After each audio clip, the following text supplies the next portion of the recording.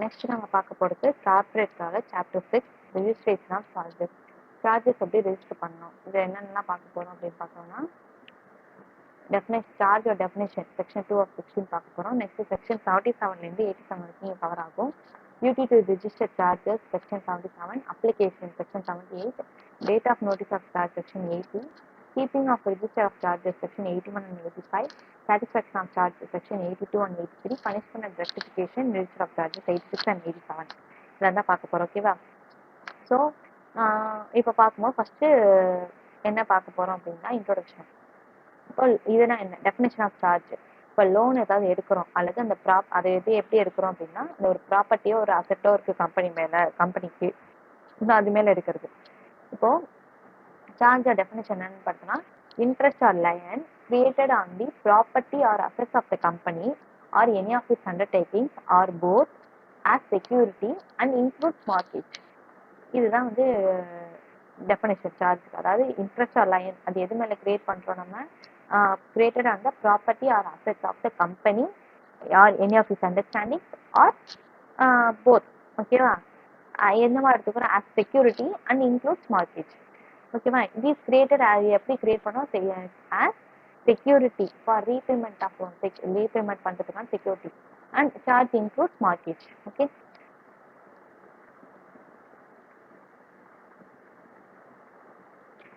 இப்போ என்னவரை கம்பெனி வந்து எப்போல்லாம் பணம் வாங்குறாங்களோ லோனா, அப்போ அதில் என்னென்ன இன்க்ளூட் ஆகுனா term loans, working capital loans எல்லாமே வந்து வரும். ஓகேங்களா? ஸோ அது எல்லாமே இதில் பேஸ் பண்ணி தான் இன்க்ளூட் ஆகுது. இப்போ டைப்ஸ் ஆஃப் சார்ஜ் பொறுத்து பார்க்கும்போது ஃபிக்ஸட் சார்ஜ், ஃப்ளோட்டிங் சார்ஜ் ரெண்டு இருக்கு. ஃபிக்ஸட் சார்ஜ் அப்படிங்கும்போது charge on specific assets of the borrowing company. அதாவது இப்போ land, building, machinery, office premises இந்த மாதிரி பர்டிகுலர் இந்த அசெட் ஸ்பெசிஃபிக் அசெட்ஸ் இருக்கு இல்லையா, ஸோ அதுலேருந்து மேலே வாங்குறோம் அப்படின்னா அதை வந்து ஃபிக்ஸட் சார்ஜ் அப்படின்னு சொல்லுவோம். These assets are identified at the time of creation of charge. Charge எப்படி இருந்து கிரியேட் பண்ணுறோமோ அப்போலேருந்து இது பண்ணிப்பாங்க. ஓகேவா? இந்த fixed charge is usually created by way of mortgage or by deposit of title deeds. Title deeds deposit பண்ணுறது இந்த மார்க்கேஜ் ஆகும் இதை வந்து பண்ணுவாங்க. ஓகேவா? ஸோ அதுலேருந்து ஃபுல்லாக ரீபே பண்ணுற வரைக்கும் ஃபிக்ஸட் சார்ஜ் இதில் இருக்கும். இப்போ பேர்ல் எக்கனாமிக்ஸ் லிமிடெட் அவங்க என்ன பண்ணிக்காங்க, 10 lakh லோன் வந்து எடுத்திருக்காங்க. எங்கேருந்து, எவரெஸ்ட் கமர்ஷியல் பேங்க் லிமிடெட்லேருந்து. என்னவா, against security officer building, office பில்டிங்ஸ்க்கு மேலே. இப்போ இந்த கேஸில் என்னன்னா ஸ்பெசிஃபிக் அசெட் மேலே தான், அந்த ஆஃபீஸ் பில்டிங் மேலே தான் நம்ம வந்து எடுத்துருக்காங்க. So fixed charge. ஸோ இப்போ வந்து பாரோட அமௌண்ட்டை வந்து ஃபுல்லாக எப்போ ரீபே பண்ணுறோமோ அப்போ தான் வந்து சார்ஜ் ஹோல்டர் கிட்டேருந்து, அதாவது பேங்க் கிட்டேருந்து நம்ம வந்து அந்த பில்டிங்கே எடுத்துக்க முடியும். ஓகேவா? அடுத்து ஃப்ளோட்டிங் சார்ஜ். ஃப்ளோட்டிங் சார்ஜ் அப்படிங்கும்போது நம்ம என்ன சொல்கிறோம், created assets are class of assets. அது வந்து ஃப்ளோட்டிங் நேச்சர், அதாவது raw material, stock in trade, debtors இது மாதிரி, அதாவது ப்ரெசன்ட் ஃபியூச்சர் அந்த இதை பேஸ் பண்ணி நம்ம வந்து எடுக்கிறோம் அப்படின்னா அதை வந்து நம்ம ஃப்ளோட்டிங் சார்ஜ் அப்படின்னு சொல்கிறோம். இப்போ எக்ஸாம்பிளுக்கு ரீட்டைல் ஷோரூம் லாஜ்பத் நகரில் இருக்குது, நியூ டெல்லி. ஓகேவா? அவங்கள்ட்ட நிறைய ஆர்டிகல்ஸ் என்னென்ன cloth, apparels, footwears, kitchen items, cosmetics எல்லாமே இருக்குது. இப்போ ஓனர் என்ன பண்ணுறாங்க அப்படின்னா இது செக்யூரிட்டி அந்த குட்ஸை கொடுத்து அவங்க இது பண்ணுறாங்க. ஸோ இந்த நேரத்தில் அவங்க என்ன பண்ண முடியும், அவங்களுக்கு இதை வந்து அவங்ககிட்டேருந்து யார் இது பண்ணுற போது he may still sell or otherwise deal with them in the ordinary course of business. The buyer, that is customer, will get the items purchased by him free of charge. ஓகேவா? இப்போ அவங்க இது பண்ணி கேட்குறாங்க அப்படிங்கும்போது இதை விற்று, இந்த மெட்டீரியல்ஸை விற்று தான் அவங்க அந்த பைசா வச்சு தான் இந்த லோன் வந்து ரீபே பண்ண முடியும். ஸோ அந்த மாதிரி கொடுக்கறது ஃப்ளோட்டிங் சார்ஜ் அப்படிங்கிறது. ஓகேவா? இன்கேஸ் இவங்களே கஸ்டமராக இருக்காங்க அப்படின்னா இவங்களுக்கு ஃப்ரீ ஆஃப் சார்ஜ் அவங்க கொடுத்து தான் செய்யணும். Next crystallization of floating of charge. Crystallization அப்படிங்கிறது என்னன்னா, the floating charge will become a fixed charge on all the assets available on that date. ஒரு இப்போ அந்த டேட்ல ஃப்ளோட்டிங் சார்ஜாக இருக்கக்கூடிய எல்லாத்தையுமே வந்து ஃபிக்ஸட் சார்ஜாக மாற்றுறோம் அப்படின்னா அதை தான் நம்ம கிறிஸ்டலைசேஷன் அப்படின்னு சொல்லிட்டு சொல்கிறோம். ஓகேங்களா? Next section 77, duty to register charges. ஓகேவா? இப்போ ரிஜிஸ்ட்ரேஷன் ஆஃப் சார்ஜஸ் அப்படிங்கும்போது நம்ம வந்து registration by the company creating a charge. இப்போ கம்பெனி வந்து வித்தினோ அவுட் சைட் இந்தியாவோ எங்கே இருந்தாலுமே அவங்க ப்ராப்பர்ட்டியால் அசெட் மேலே சார்ஜ் கிரியேட் பண்ணணும். கிரியேட் பண்ணி தான் அது வந்து அதை ரெஜிஸ்டர் பண்ணணும். ஓகேங்களா? ஸோ இப்போ ப்ராப்பர்ட்டி ஆர் அசெட் அந்த அண்டர்டேக்கிங்ஸ் அப்படிங்கிறது எப்படி இருக்கலாம், வித்தின் இந்தியாவும் இருக்கலாம், அவுட் சைட் இந்தியாவிலும் இருக்கலாம். Okay, land, buildings, machineries, financial assets, shares, debentures, அப்புறம் காப்பிரைட்டு, பேட்டன்ட், ட்ரேட்மார்க் இந்த மாதிரி எதுல வேணாலும் நம்ம வந்து சார்ஜ் அப்படிங்கிறது கிரியேட் பண்ணலாம். ஓகேவா? இப்போ சார்ஜ் கிரியேட் பண்ணிட்டோம் டைட்டில் டீட்ஸ் மேலே அப்படின்னா, ஸோ இதே வந்து ரெஜிஸ்டர் பண்ணணும். ஓகேவா? Register by the charge holder. Section 78 application of registration of charge. ஓகேவா? இப்போ சார்ஜ் எப்படி ரெஜிஸ்டர் பண்றது? இப்போ நம்ம சார்ஜ் கிரியேட் பண்ணிட்டோம் அப்படின்னா அதுல இருந்து நம்ம 30 டேஸ்க்குள்ள இது பண்ணணும். இப்போ சப்போஸ் 30 டேஸ்க்குள்ள பண்ணல அப்படின்னா ஓகேவா, creating a charge fail to register the charge within the prescribed period of 30 days, the person in favor whose favor the charge is created can get the charge registered. இப்போ யார் மேல சார்ஜ் நம்ம create பண்ணிருக்கோமோ அவங்களுக்கே அந்த லெண்டருக்கே வந்து அந்த charge வந்து register ஆயிடும். ஓகேங்களா? இப்போ registration by the purchaser section 79 என்ன சொன்னா பர்ச்சேசர் வந்து ரெஜிஸ்டர் பண்றது. இன்னொரு கேஸ் என்னன்னா இப்போ கம்பெனி வந்து purchase some property in whose case charge was already register, already charge வந்து ரிஜிஸ்டர் ஆயிருக்கு. இந்த கேஸ்ல என்னன்னா கம்பெனி வந்து அதை பர்ச்சேஸ் பண்ணிருக்காங்க இல்லையா, பர்ச்சேஸ் பண்ணவங்க shall get star register in its name இந்த பிளேஸ் ஆஃப் செல்லர் இந்த records of registration of company. இப்போ ஆர்ஓசியில் அவங்க என்ன பண்ணணும், செல்லர் பிளேஸ்க்கு பதிலாக தான் பிளேஸ்ல வந்து அந்த ப்ராப்பர்ட்டியை சார்ஜ் வந்து ரிஜிஸ்டர் பண்ணிக்கலாம். ஆல்ரெடி இருக்கு சார்ஜ் அப்படின்னா எப்படி சார்ஜை ரிஜிஸ்டர் பண்ணலாம் அப்படின்னு பார்த்தோம்னா கம்பெனி சார்ஜ் ஹோல்டர் 2 பேருமே சைன் பண்ணி வித்தின் 30 டேஸ் அந்த சார்ஜ் கிரியேட் பண்ணதுலேருந்து நம்ம அந்த ஃபீஸை பேமெண்ட் பண்ணி ரெஜிஸ்டர் பண்ணணும். ஓகேவா? Next verification of instrument of charge. இது எப்படி வெரிஃபிகேஷன் பண்ணுவாங்க? காப்பி ஆஃப் எவ்ரி இன்ஸ்ட்ருமெண்ட், ஒவ்வொரு இது கிரியேட் பண்ணியிருக்காங்க இல்லையா, அந்த எனி சார்ஜ் மேலே எது பண்ணியிருந்தாலும் அது மாடிஃபை பண்ணியிருந்தாலும் அதை வந்து ரிஜிஸ்டர் கிட்ட ஃபைல் பண்ணணும். இப்போ instrument are deed relate solely to the property situate outside India, outside இந்தியாவில் தான் இருக்கு அப்படின்னா அண்டர் த சீல் இருக்கணும், அல்லது கம்பெனியோட சீல், அல்லது ஏதாவது டேரக்டா அது கம்பெனி செக்ரட்டரி அவங்க பிளஸ் அந்த authorised officer of charge holder அவங்களோடது இருக்கணும். அண்டர் அது வேற யாருக்கு இஷ்யூ பண்ணிருக்கலாம் அப்படின்னா under hand of some person other than company who is interested in the mortgage or charge. Mortgage சார்ஜ்ல வந்து இன்ட்ரெஸ்ட் இருக்கக்கூடிய வேற ஏதாவது பர்சன். ஸோ இந்த 3 இதுக்கு கீழே தான் வந்து இஷ்யூ பண்ண முடியும் சர்டிஃபிகேட். ஓகேவா? எப்படி அந்த கம்பெனி சீட் கீழே, அப்படி இல்லைன்னா டேரக்டர் கம்பெனி செக்ரட்டரி அப்புறம் authorised officer of charge holder, அப்படி இல்லைன்னா யாருக்கு அதுல இன்ட்ரெஸ்ட் இருக்கோ அவங்க. ஓகே, இப்போ ஹோலி ஆர் பார்ட்லி இன் இந்தியாவில் இருக்கு அப்படின்னா அப்ப என்ன பண்ணுவாங்க, issuer under the hand of director company secretary அப்புறம் வந்து சார்ஜ் ஹோல்டர் ஆத்தரைஸ் ஆஃபீஸர்ஸ் இவங்க கிட்ட தான் வந்து இஷ்யூ பண்ணுவாங்க. ஓகேவா? டைம் லிமிட் எக்ஸ்டென்ஷன் கிரியேட் பண்ணதுல 30 டேஸ் தான் லிமிட்.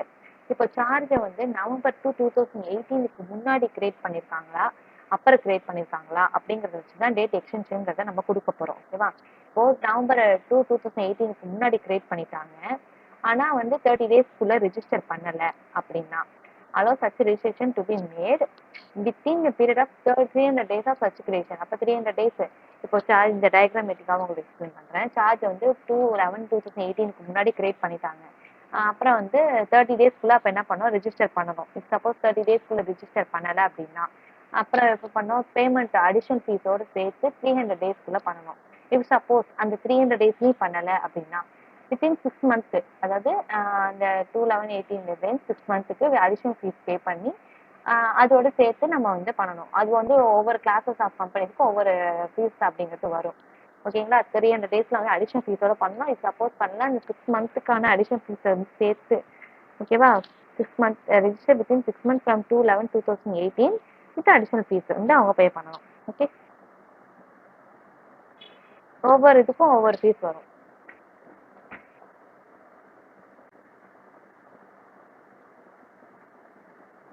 இப்போ சார்ஜை வந்து 2018 நவம்பர் 2க்கு அப்புறம் கிரியேட் பண்றாங்க அப்படின்னா அப்போ என்ன பண்ணா 30 டேஸ்க்குள்ள ரெஜிஸ்டர் பண்ணணும். சப்போஸ் 30 டேஸ்க்குள்ள பண்ணா நெக்ஸ்ட் இன்னொரு 30 டேஸ் அதுக்குள்ள ரெஜிஸ்டர் பண்ணோம். அதோட இப்போ வந்து அடிஷனல் ஃபீஸ் வரும். ஓகேவா?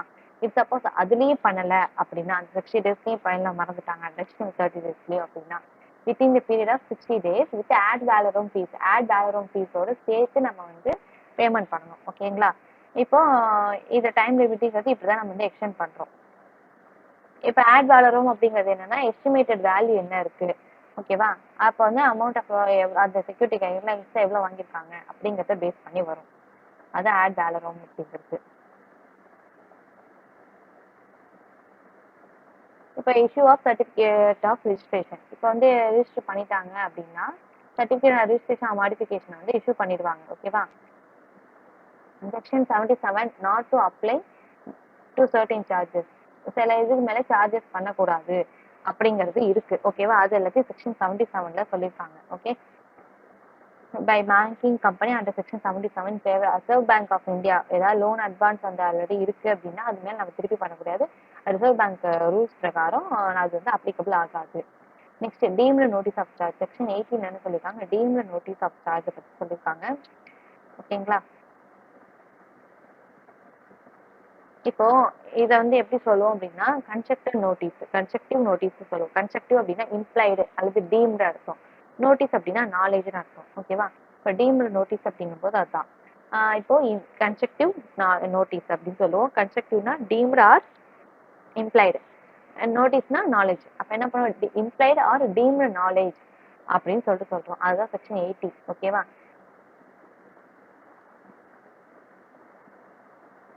Every person is proposing to deal with company should verify.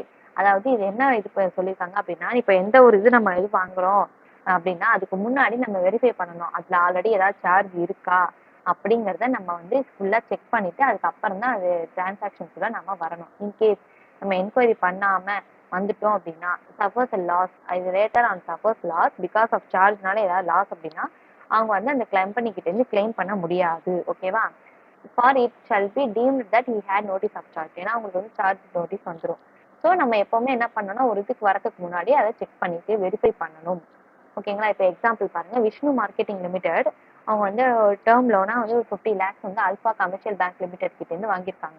By creating charge on one of its office building and got the charge duly register பண்ணிட்டாங்க. அதுக்கப்புறம் இந்த பில்டிங் வந்து சேல் பண்ணாங்க இன்னொரு பர்சனுக்கு, நீரஜ் அப்படிங்கிறவங்களுக்கு. அவங்களுக்கு வந்து he's team to have notice on such charge. அவங்களுக்கு நோட்டீஸ் வருது.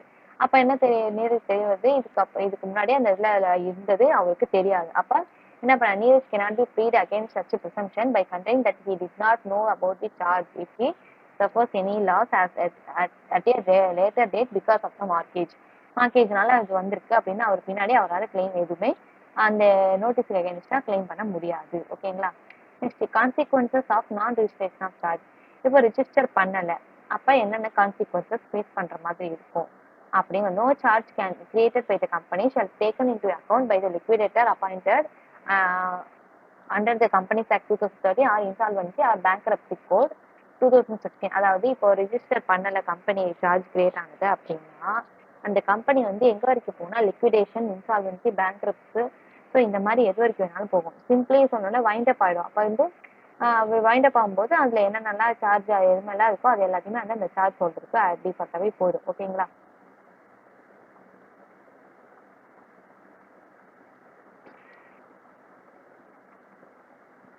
இப்போ bank A advanced 1 crore to Vasunda Medicos Limited against the securities of the company's land and building at Mulund. Charge was created by deposit of title deeds on 1st June 2022. The company did not register the charge within 30 days. Subsequently, charge was registered on 12th August 2022 after the payment of ad valorem fees providing sufficient cost. ஓகேவா. இப்போ bank ஏ வந்து 1 crore வந்து Vasantha medicals கொடுத்துருக்காங்க, register பண்ண விட்டுட்டாங்க. First ஜூன்ல வந்து charge create பண்ணிருக்காங்க, ரெஜிஸ்டர் பண்ணல. எப்போ ரெஜிஸ்டர் பண்ணியிருக்காங்க, 12th August 2022 வந்து ஆட் வேலரம் ஃபீஸோட சேர்த்து அவங்க ரெஜிஸ்டர் பண்ணியிருக்காங்க. ஓகேவா. இந்த டைம்ல பி இருக்காங்க, பேங்க் பி, அவங்க வந்து வசந்தா மெடிக்கல்ஸ்க்கு 2 crore இது பண்ணிடுறாங்க சேம் ப்ராப்பர்ட்டி மேல 18th June 2022. அந்த டியூவை வந்து அந்த சார்ஜ் வந்து ரிஜிஸ்டரும் பண்ணிடுறாங்க 26th June. இப்போ இந்த சுச்சுவேஷன்ல வசந்தா மெடிக்கல்ஸ் வந்து லிக்விடேஷனுக்கு போகுது. அந்த ப்ராப்பர்ட்டி வந்து 2 crore இருக்கு. இந்த சுச்சுவேஷன்ல பேங்க் பி வந்து ஃபுல்லா அவங்க லோனை வந்து ரீபேமெண்ட் வாங்கிப்பாங்க. ஆனா பேங்க் ஏ வந்து அதை ரியலைஸ் பண்ண முடியாது. எங்க கிட்ட தான் முன்னாடி வாங்கினாங்க, நாங்களுக்கு தான் இது பண்ணணும் அப்படின்னு பண்ண முடியாது. ஏன்னா பேங்க் பி தான் வந்து சார்ஜ் முன்னாடி கிரியேட் பண்ணது, பேங்க் ஏ, ஸோ அவங்களுக்கு தான் இதுக்கான இது அதிகம் இருக்கும். ஓகேவா. இப்போ ரிஜிஸ்டர் பண்ணாம இருந்தா இந்த மாதிரி கான்சிக்வன்சஸ் ஃபேஸ் பண்ற மாதிரி இருக்கும்.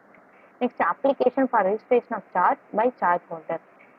இப்போ வந்து சார்ஜை வந்து சார்ஜ் ஹோல்டரே ரிஜிஸ்டர் பண்றதுக்கு எப்படி அப்படிங்கிறது டிலே ஆகுது ரிஜிஸ்ட்ரேஷன் அவங்க பண்றதுக்கு அப்படின்னா சார்ஜ் ஹோல்டர் பண்ணலாம்.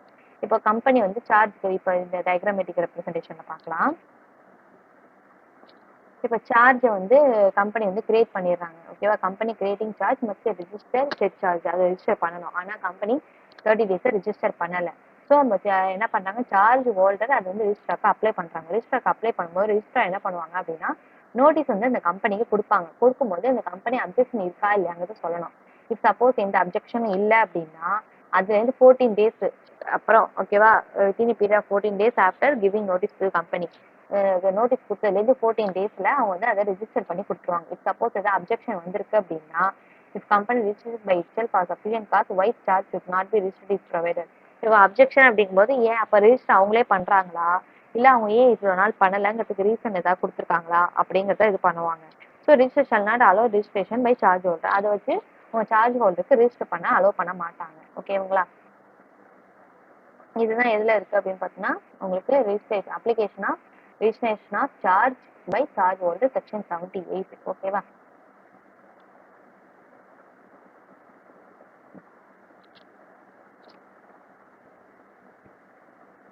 Next acquisition of property subject to charge. இப்போ வந்து acquisition of property subject to charge or modification of charge. Charge வந்து மாடிஃபை பண்றது அல்லது இந்த ப்ராப்பர்ட்டி அக்வைர் பண்றது. இப்போ company acquiring any property subject to charge within the meaning of that section. Any modification in terms and condition or extent to or operation of any charge registered under that section. ஓகேவா?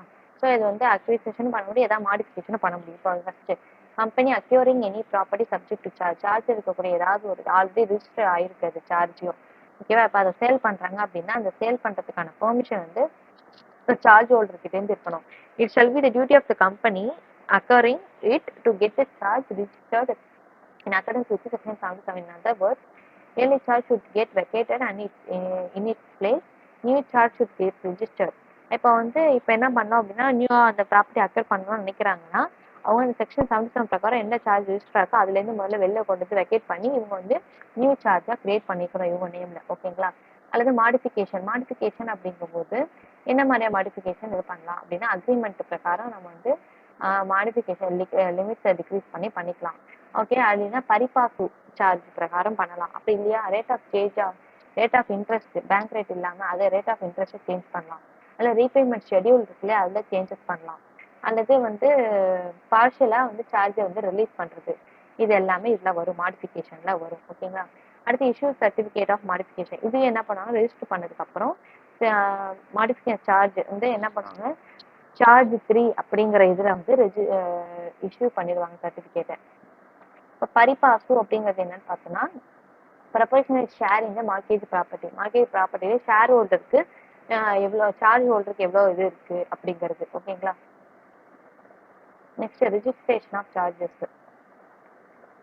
To be kept by register கிட்டே இந்த registration charges அப்படிங்கிறது இருக்கும். ஓகேவா? Charges ஒவ்வொரு இது பண்ணும்போதும் ஒவ்வொரு காப்பி வந்து அவங்க கிட்டேயும் வந்து மெயின்டைன் ஆகிக்கிட்டே தான் இருக்கும். ஓகே, கம்பெனியும் வந்து அதை எடு பண்ணி வச்சுக்கணும். ஓகேவா? அக்கார்டிங் டு செக்ஷன் 85 ஆஃப் 1 என்னன்னு பார்த்தோம்னா ஒவ்வொரு கம்பெனியுமே வந்து அவங்க இது பண்ணிக்கிற ஃபார்ம்ல வந்து அதை அவங்க சேஃப்கார்ட் பண்ணி வைக்கணும். ஓகேவா? அதில் சார்ஜஸ் ஃப்ளோட்டிங் சார்ஜஸ் எந்தெந்த ப்ராப்பர்ட்டி என்னென்ன இது வரைக்கும் எல்லா இன்ஃபர்மேஷனுமே இருக்கும். ஸோ அது எல்லாத்தையுமே இந்த ஒரு காப்பி வந்து இவங்க வந்து ரிஜிஸ்டர்ட் ஆஃபீஸ்லேயே வந்து ரிஜிஸ்டர் ஆஃப் சார்ஜஸோடு சேர்த்து நம்ம வந்து மெயின்டைன் பண்ணிட்டு இருக்கணும். ஓகேங்களா? ஒரு காப்பி வந்து மெயின்டைன் பண்ணிருக்கோம். ஏதாவது மாடிஃபிகேஷன் பண்றோம், ஏதாவது சாட்டிஸ்ஃபேக்ஷன் பண்றோம், எது பண்ணாலுமே அதோட ஒரு காப்பியை ரிஜிஸ்டர் பண்ணதுக்கு அப்புறம் அதை வந்து நம்ம என்ன பண்ணணும், மெயின்டைன் பண்ணிட்டு இருக்கணும் ரிஜிஸ்டர்ட் ஆஃபீஸ்ல. ஓகே, பேமெண்ட் ஏதாவது பண்ணியிருக்கோம் அப்படின்னா அந்த பேமெண்ட்டுக்கான ப்ரூஃபையும் நம்ம சேர்த்து வந்து ரிஜிஸ்டர் பண்ணி வைக்கணும். ஓகேவா? அட்லீஸ்ட் நம்ம வந்து எதுனா பீரியட் ஆஃப் 8 இயர்ஸ், ஓகே, அந்த சார்ஜ் சாட்டிஸ்ஃபை பண்ணதுக்கு அப்புறம் ஒரு 8 இயர்ஸ் ஆகுது அதை வந்து நம்ம சேஃப்கார்ட் பண்ணி வைக்கணும்.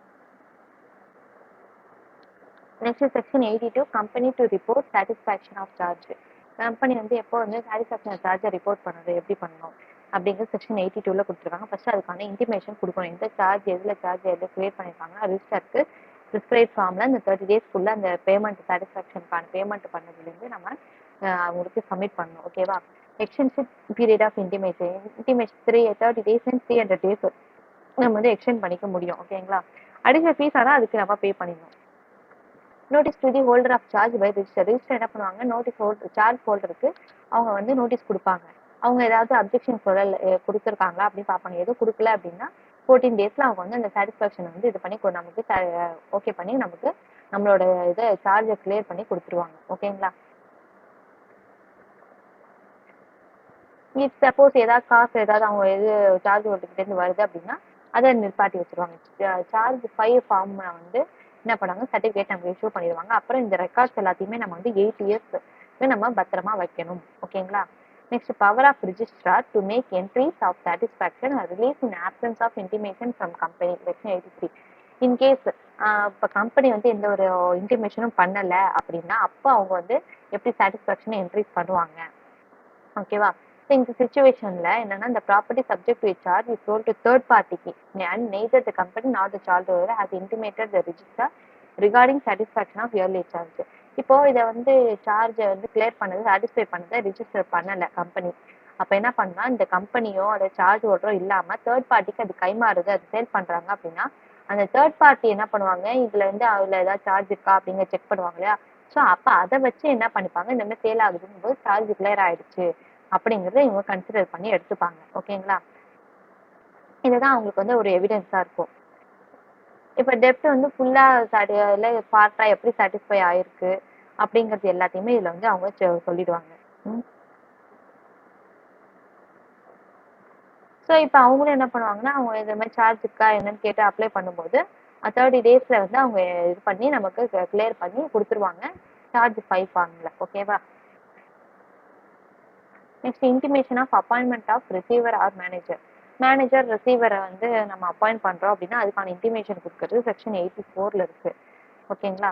இப்போ ஏதாவது பர்சன் ரிசீவர் இது பர்சன் வந்து மேனேஜரா வந்து அந்த ப்ராப்பர்ட்டிக்கு ஏதாவது எந்த ப்ராப்பர்ட்டி மேல சார்ஜ் இருக்கோ அந்த ப்ராப்பர்ட்டிக்கு நம்ம அசைன் பண்றோம் அப்படின்னா அதை இன்டிமேட் பண்ணணும். ஓகேவா? இப்போ ஏதாவது பர்சன் இது பண்ணுங்க அவங்களுக்கு என்னென்ன பவர்ஸ் இருக்கு அப்படிங்கிறதையும் 30 டேஸ்க்குள்ள வந்து பண்ணணும். ஓகேவா? 30 டேஸ்க்குள்ள பண்ணல அப்படின்னா அடிஷனல் ஃபீஸ் என்னவோ அதை பே பண்ணி நம்ம வந்து அதை ரெஜிஸ்டர் பண்ணணும். Next punishment for contravention section 86. Suppose இது எதுவும் இது பண்ணல அப்படின்னா ஒவ்வொரு ஆஃபீஸர்ஸ்க்கும் எவ்வளோனா எவ்வளோ ஃபைனு, கம்பெனிக்கு எவ்வளோ ஃபைன்னு பார்த்தோம்னா கம்பெனிக்கு 5 லேக் ருபீஸ், ஒவ்வொரு ஆஃபீஸர்ஸுக்கும் வந்து 50 லேக் ருபீஸ் வந்து பெனால்ட்டியா கிடைக்கும். அப்படி இல்லையா ஃப்ராடு இது ஏதாவது பண்ணியிருக்காங்க அப்படின்னா அவங்களுக்கு வந்து அதுக்கேற்ற மாதிரியான பனிஷ்மெண்ட் கிடைக்கும். If suppose false or incorrect information, அதாவது knowledge knowingly suppresses any material information. ஓகேவா? ஏதாவது மெட்டீரியல் இன்ஃபர்மேஷன் தப்பா இருக்கு அப்படின்னா அவங்க செக்ஷன் 447 பிரகாரம் அவங்களுக்கு வந்து பனிஷ்மெண்ட் அப்படிங்கிறது கிடைக்கும். ஓகேவா? Next rectification by central government in register of charges. Register of charges central கவர்மெண்ட்ல என்ன ரெக்டிஃபிகேஷன் கிடைக்குது அப்படின்னு பார்த்தோம்னா சாட்டிஸ்ஃபேக்ஷன் டைம் வந்து ஸ்பெசிஃபிக் டைப்ல வந்து அவங்க பேமெண்ட் பண்ணிட்டாங்க அப்படின்னா அதுக்கான சாட்டிஸ்ஃபேக்ஷன் சார்ஜ் டிஸ்சார்ஜ் பண்ணுறது. அது ஏதாவது மிஸ்டேட்மெண்ட் இருக்கா அப்படிங்கிறத வந்து ஒரு ஒமிஷன் இருக்கா ப்ரீவியஸ்லி ஃபைல் ஆனதுல அப்படிங்கிற எல்லாத்தையுமே வந்து சாட்டிஸ்ஃபேக்ஷன் பண்ணி தான் அவங்க வந்து கொடுக்கணும். ஓகேங்களா? இதுதான் இதை சொல்லியிருக்காங்க. இதை வச்சுதான் இந்த சார்ஜ் 8 வந்து ஃபார்ம் வந்து ஃபில் பண்ணணும் கம்பெனி. அவங்களுக்கு ஃபில் பண்ணி சப்மிட் பண்ணணும். அது பிரகாரம் அவங்க பார்த்து தான் வந்து நமக்கு சாட்டிஸ்ஃபேக்ஷன் இதை இஷ்யூ பண்ணுவாங்க. ஓகேங்களா? இதுதான் ரிஜிஸ்ட்ரேஷன் ஆஃப் சார்ஜஸ். டெக்ஸ்டுவல் நாலேஜ்ல ஃபர்ஸ்ட் கொஸ்டின் எம்சிக்யூ. இப்போ வந்து ஏதாவது பர்சன் ப்ராப்பர்ட்டி அக்செப்ட் பண்றாங்க அப்படின்னா சார்ஜ் வந்து ரெஜிஸ்டர் ஆயிருக்கு அப்படின்னா அந்த shall be deem to have notice charge from எப்போலேருந்து அப்படின்னு பார்த்தோம்னா இந்த ரெஜிஸ்ட்ரேஷன் இருக்கு டேட்டா ஃபர்ஸ்ட் ரெஜிஸ்ட்ரேஷன் ஓகேவா? இப்போ சார்ஜ் வந்து சிக்னல் சாஃப்ட்வேர்ஸ் லிமிடெட் வந்து கிரியேட் பண்ணியிருக்காங்க. அவங்களோட ஆஃபீஸ் ப்ரிமிசஸ்ல 1 crore எங்கேன்னா நெக்ஸ்ட் ஜென் கமர்ஷியல் பேங்க் லிமிடெட்லேருந்து 16th February 2023ல ஓகேவா ஆர்ஓசியை ரெஜிஸ்டர் பண்ணியிருக்காங்க. ஃபர்ஸ்ட் ஸ்டாச்சுவரி பெர்மிட்டட் இது பண்ணிடலாம் பிரகாரம் பேட் பேக்ரவுண்ட் ஃபீஸோட சேர்த்து பே பண்ணுறதுனா அதுக்கு லாஸ்ட் டேட் என்ன அப்படின்னு சொல்லி கேட்டிருக்காங்க. லாஸ்ட் டேட் இப்போ என்னவா இருக்கும் இதுக்கு அப்படின்னு பார்த்தோம்னா 17th April 2023. ஓகேவா? ஏன்னா 30 டேஸ் ப்ளஸ் இன்னொரு 30 டேஸ் அப்போ 60 டேஸ் போக இந்த டேட் வரும். Next instrument creating a charge or modification thereon shall be preserved for a dash years, எத்தனை வருஷத்துக்கு 8 இயர்ஸ்க்கு. ஓகேங்களா? நெக்ஸ்ட் இன்ட்ரெஸ்ட் ஆன் லைன் இதுதான் சார்ஜோட definition. So charge who cannot inspect, யார் இன்ஸ்பெக்ட் பண்ண முடியாது ரிஜிஸ்டர் ஆஃப் சார்ஜ் அல்ல இன்ஸ்ட்ருமெண்ட் ஆஃப் சார்ஜஸ் இந்த ஃபீஸ் பே பண்ணாம பிஸ்னஸ் ஹவர்ஸ்ல அப்படின்னு கேட்டோம்னா persons other than member or creditor of the company அவங்க அதை பண்ண முடியாது. Okay, next descriptive questions. How will be how will a copy of instrument evidencing creation of charge required to be filed with the register will be verified? Verify பண்றதுக்கு என்ன பண்ணணும்? Out side India within இந்தியாவான்னு பார்க்கணும். Out side இந்தியாவா இருந்துச்சு அப்படின்னா under the steel அல்லது கம்பெனியோட director அதாவது company secretary or authorised officer of charge holder அல்லது வேற ஏதாவது பர்சன் யார் அந்த மார்க்கெட் இன்ட்ரெஸ்டா இருக்காங்களோ அவங்கக்கிட்ட இது பண்ணி பண்ணலாம். அப்படி இல்லை ஹோலி இன் இந்தியா வருதாங்க அப்படின்னா wholly or partly in India வந்தா டேரக்டா கம்பெனி செக்ரட்டரி பண்ணுவாங்க. அடுத்து ஃப்ளோட்டிங் சார்ஜ் அது எப்போ கிறிஸ்டலைஸ் ஆகும்? ஃப்ளோட்டிங் சார்ஜ் அப்படிங்கும்போது நம்ம இந்த ஸ்டாக் இன் ட்ரேட் டெப்ட் ரா மெட்டீரியல் மேலே பண்ணும்போது அது இதுவாகும். Class of assets both present and future வரும். ஓகேவா? கிறிஸ்டலைசேஷன் ஆகுதுங்கும் போது எப்போ அப்படின்னா ஒரு இது இன்னொரு இது இப்போ என்ன அதை வந்து ஃப்ளோட்டிங் சார்ஜ் ஃபிக்ஸ்ட் சார்ஜை நம்ம கன்வெர்ட் பண்ணும்போது வரும். ஸோ அது என்ன மாதிரி ஈவெண்ட்ல நம்ம பண்ணுவோம் அப்படின்னு பார்த்தோம்னா, நான் பேமெண்ட் ஆஃப் இன்ட்ரெஸ்ட் டிஃபால்ட் இருக்கு அப்படின்னா, அல்லது கம்பெனி வந்து சீஸ் பண்ணிடுறாங்க பிசினஸ் கண்டினியூ பண்றது, அல்லது லிக்விடேஷனுக்கு போகுது அப்படின்னா அந்த மாதிரி டயத்துல. அப்புறம் சார்ஜ்னா என்னன்னு டிஃபைன் பண்ணிட்டு அது ஒரு பனிஷ்மெண்ட் கேட்டிருக்காங்க கான்ட்ரவர்ஷனுக்கு. பனிஷ்மெண்ட் அப்படிங்கும்போது என்ன போடுவோம், false or incorrect information knowing suppressed any material information இதெல்லாம் இருந்துச்சுன்னா செக்ஷன் 447 பிரகாரம் பண்ணுவோம். அது இல்லை அப்படின்னா பெனால்ட்டி எவ்வளோன்னா கம்பெனிக்கு 5 lakhs rupees-உம் எவரி ஆஃபீஸருக்கு 50,000 rupees-உம் வரும். அடுத்து Renuka soaps and detergent limited realized on 22nd May 2022 that particulars of charge greater than 10th March 2022 in favor of a Sankalp Commercial Bank Limited were not registered with the register of companies. What procedure? இப்போ register பண்ணலாம், அப்போ எந்த ப்ரொசீஜர்ல இது பண்ணணும் அப்படின்னு சொல்லி கேட்டிருக்காங்க. இந்த ப்ரொசீஜர் பி டிஃப்ரெண்ட் இப்போ கம்பெனி ரிலேஸ் இப்போ வந்து இதுவே 7th June இது பண்றாங்க 2nd May பதிலாக அப்படின்னா அப்போ எப்படி ஆன்சர் சேஞ்ச் ஆகும்? ஓகே, இப்போ நமக்கு இது எப்போ ரெஜிஸ்டர் பண்ண 30 days பண்ணணும், இல்லைன்னா ஏன்னா 2018 அப்புறம் இருக்கு, November 2 அப்புறம். அப்போ 30 days பண்ணணும் அப்படின்னா இன்னொரு 30 days எடுத்துப்போம். இப்போ ரேணுகா ஷாப் வந்து அப்போ என்ன பண்ணா அது 30 days-குள்ள அந்த அடிஷனல் ஃபீஸ் பே பண்ணி நம்ம வந்து இதை பண்ணிடுவாங்க. ஓகேங்களா, 10th March இருந்து 30 ஏப்ரல் வரும், இன்னொரு 30 days May 10 வரைக்கும் வரும். ஸோ அதுக்குள்ள நமக்கு வந்துடும். ஸோ இன்னொரு 30 அடிஷனல் ஃபீஸ் மட்டும் பே பண்ணி பண்ணிடணும். இன்கேஸ் அவங்க வந்து 7th June ரியலைஸ் பண்றாங்க அப்படின்னா ஆட் பேலன்ஸ் ஃபீஸையும் சேர்த்து அவங்க வந்து பேமெண்ட்டுங்கிறத பண்ணணும். ஓகேவா. அடுத்து மிஸ்டர் ஆண்ட்ரிக்ஷ் வந்து என்ன பண்றாங்க, கமர்ஷியல் ப்ராப்பர்ட்டி டெல்லியில என்ஆர்டி லிமிடெட் கிட்ட இருந்து வாங்குறாங்க அக்ரிமெண்ட் போட்டு. அட் டைம் ஆஃப் ரெஜிஸ்ட்ரேஷனுக்கு அவங்க டைட்டில் டீட் வந்து ஃப்ரீ இல்லை, அந்த கம்பெனி வந்து அதுல வந்து சார்ஜ் இருக்கு அப்படிங்கிறது தெரியுது. அப்ப என்ன பண்ணலாம், நோட்டீஸ் ஆஃப் சார்ஜ் இருக்கு அப்படின்னு தெரியும்போது கேர்ஃபுல்லா அவங்க செக் பண்ணிட்டு இது படிக்கணும், ஆல்ரெடி கிரியேட் இருக்கா அப்படின்னா அந்த கண்டென்ஸ் ஆஃப் என்ஆர்டி வந்து லிமிட் வந்து கரெக்டான்னு கேட்டிருக்காங்க. கரெக்ட் இது. ஓகேவா. ஸோ இதுக்கு முன்னாடி நம்ம செக் பண்ணோம், செக் பண்ணி எல்லாம் கரெக்ட் இது பண்ணிட்டாங்க, அதனால நம்ம அது correct. Okay. Next company security keep register of charges at registered office. ஒவ்வொரு கம்பெனியுமே இந்த ரிஜிஸ்டர் பண்ணிருக்கிற எல்லா டாக்குமெண்ட்ஸுமே வந்து அவங்க ரெஜிஸ்டர் ஆஃபீஸ்ல இது பண்ணி வைக்கணும். ஓகேவா. ரெஜிஸ்டர் ஆஃப் ஆஃபீஸ் வந்து சார்ஜ் 7 இதுல கொடுப்பாங்க ஃபார்ம்ல, அதை வந்து இது பண்ணி ஆஃபீஸ்ல வச்சிருக்கணும். இப்போ எவ்வளோ சாட்டிஸ்ஃபேக்ஷன்லாம் பண்ணிட்டாங்க இந்த சார்ஜ் அப்படின்னா அது 8 years அவங்க கிட்ட கண்டிப்பா இருக்கணும். மாடிஃபிகேஷன் இல்லை வேற ஏதாவது எப்பெல்லாம் என்ட்ரிஸ் வந்து இது பண்றாங்க, யார் ஆத்தென்டிகேட் பண்றது, எல்லாமே வந்து அதை இது பண்ணணும். இதை வந்து எப்போ வேணாலும் வந்து யார் வேணாலும் இன்ஸ்பெக்ஷன் பண்ணுவாங்க லிஸ்ட் ஆஃப் இல்லை ஏதாவது யார் இன்ஸ்பெக்ஷன் பண்ணக்கூடிய பிசினஸ் ஹவர்ஸ்ல பண்ணலாம் அப்படின்னா member or creditor without payment of fees பண்ணலாம். But any other person on payment of prescribed fees அவங்களும் வந்து பிசினஸ் ஹவர்ஸ்ல பண்ணலாம். ஓகேவா. ஓகே. ஸோ ப்ரிசர்வேஷன் இயர் வந்து 8 years வைக்கணும். நெக்ஸ்ட் ஏபிசி லிமிடெட் வந்து சார்ஜ் கிரியேட் பண்ணிட்டாங்க, ஓகே பேங்க் டியூலி ரிஜிஸ்டர் பண்ணிட்டாங்க. இன்னொரு 20 crore another 20 crore duty inadvertence modification original charge register பண்ணல மாடிஃபிகேஷன். ஸோ இப்போ என்ன பண்றது, இப்போ என்ன பண்ணோம், ரிஜிஸ்டர் ஃபார்ம் நம்பர் சார்ஜ் 8ல வச்சு நம்ம சப்மிட் பண்ணணும். ஓகேங்களா. ஸோ இதில் வந்து என்ன பண்ணுவாங்கன்னா when there was omission giving intimation to the registrar with respect to payment of satisfaction of charge within the prescribed time, அது இது பண்ணாலும் ஒமிஷன் மிஸ்டேட்மெண்ட் இருக்கு அப்படின்னா அது இது பண்ணலாம். ஸோ இன்அட்வர்டன்ஸ் இருக்கிறதுனால அவங்க பண்ண முடியாது. ஸோ அப்போ என்ன பண்ணணும்னா சார்ஜ் 8 ஃபைல் பண்ணி அவங்க பண்ணணும். ஓகேங்களா. சார்ஜ் 8 ஃபைல் பண்ணி பண்ணா அவங்களுக்கு ப்ரொசீட் ஆகும். Next 8th question. ரஞ்சித் வந்து ப்ராப்பர்ட்டி அக்வயர் பண்ணாங்க பிகே லிமிடெட் மார்க்கெட்ல இருக்கிறது பிரைவேட் பேங்க்ல இருந்து. இப்போ வந்து பிரைவேட் பேங்க்கு செட்டில் பண்ணிடுறாங்க, அந்த சேம் வாஸ் ரிஜிஸ்டரும் பண்ணிடுறாங்க சப் ரிஜிஸ்டர்ட்ட. Note the mortgage had been settled அப்படின்னு சொல்லிட்டு நேரு கம்பெனி நார் பிரமிடோ. ஓகேவா. ரெண்டு பண்ணா அதுக்கு பதில் இவங்க யார் வாங்கியிருக்காங்களோ அவங்க பண்ணியிருக்காங்க அப்படின்னு. ஸோ இது வந்து எப்படி ரிலீஃப் அவங்களுக்கு அப்படின்னு பார்த்தோம்னா அந்த டெப்ட் வந்து ஹோலாவா இல்லை பார்ட்டா சாட்டிஸ்ஃபை பண்ணியிருக்காங்களான்னு பார்க்கணும். அதுக்கப்புறம் வந்து form company of part of company property or undertaking. So அதில் வந்து ஏதாவது ஃபீஸ் ஆயிருக்கா என்னங்கிறது செக் பண்ணிக்கணும் அவங்க. ஓகேங்களா. அவங்க எவ்வளோ பே பண்ணியிருக்காங்க அப்படிங்கிறது எல்லாத்தையுமே வந்து மெமரண்ட் ஆஃப் சாட்டிஸ்ஃபேக்ஷன்ல அவங்க வந்து இன்டிமேட் பண்ணணும். இன்டிமேட் பண்ணதோட மட்டும் இல்லாமல் 30 days அவங்க வந்து ரிஜிஸ்டர் பண்ணணும். ரிஜிஸ்டர் பண்ணாங்க அப்படின்னா சார்ஜ் 5 வந்து இஷ்யூ பண்ணிடுவாங்க. இப்போ ரஞ்சித் வந்து ரிஜிஸ்டர் அப்ரோச் பண்ணி அவங்களோட சாட்டிஸ்ஃபேக்ஷன் சார்ஜ் செட்டில் பண்ணிட்டாங்க அப்படிங்கிறத அவங்கள்ட்ட வந்து கொடுத்து மெமரண்டம் ஆஃப் சாட்டிஸ்ஃபேக்ஷனை கொடுத்தாங்க அப்படின்னா அவங்க சார்ஜை ரிலீஸ் பண்ணிடுவாங்க. ஓகேங்களா. இவ்வளோதான் வந்து ரிஜிஸ்டர் ஆஃப் சார்ஜஸ். தேங்க்யூ.